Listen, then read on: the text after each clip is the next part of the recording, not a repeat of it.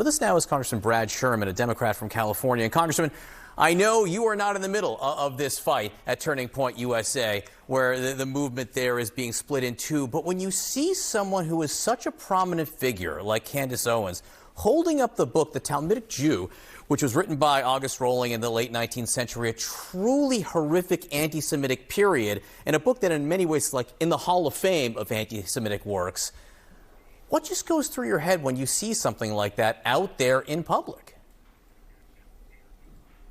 It's outrageous that someone basically positioning themselves on the pro-Hitler, pro-Nazi side would have would be part of the Republican mainstream, would be treated as part of one of our two great political parties.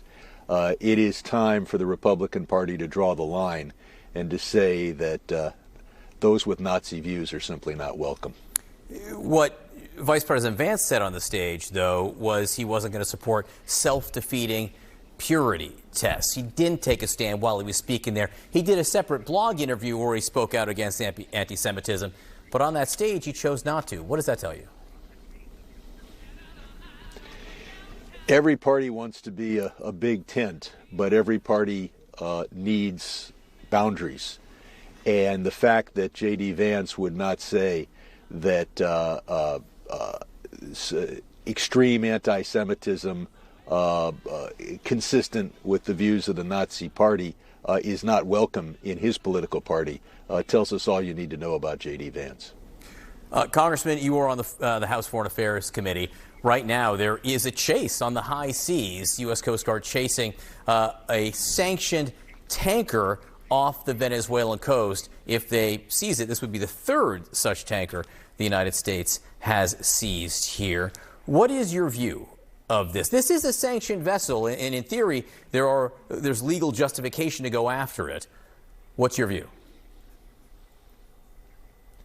Well, there may be legal justification to go after this one tanker, but this started as if we were focused on drugs, and we quickly learned that that was just a ruse, because while Trump has murdered the mules, he has liberated the kingpins, including Juan Hernandez, who was serving 45 years in prison for importing, I think it's 400 tons of cocaine into the United States.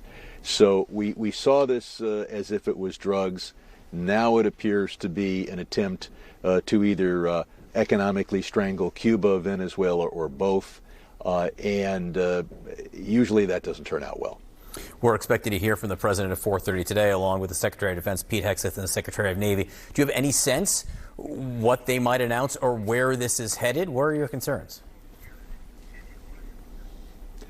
My concern would be that we're going to turn Venezuela into another American military involvement or into a failed state. We'd all like to see the end of Maduro, but I'm not sure that Trump has a logical plan to get there that doesn't involve very substantial risks. Congressman, the Congress passed a law, which the president passed a bill, which the president signed into law to release all of the so-called Epstein files by midnight on Friday. That's not exactly what has happened here. The administration has released some of it was heavily redacted. This has led your fellow Democrat Ro Khanna and Thomas Massie, a Republican from Kentucky, to suggest that maybe some kind of penalty should be placed on the Attorney General Pam Bondi if more is not released more quickly. Is this something you would support? Congress reconvenes, I believe it's on January 6th, and if by then we don't have all the Epstein files with the appropriate redactions, it's time for Congress to take action. We passed a law, they missed the deadline. Because of the holiday season, they're getting, in effect, many additional weeks. We want to see all the files with the appropriate redactions. And it's really bad politics for the Trump administration to be so slow. Every day that goes by that we're talking about Epstein is not a good day for Trump. Congressman Brad Sherman, have a wonderful new year. Thank you so much for joining us this morning. Appreciate it.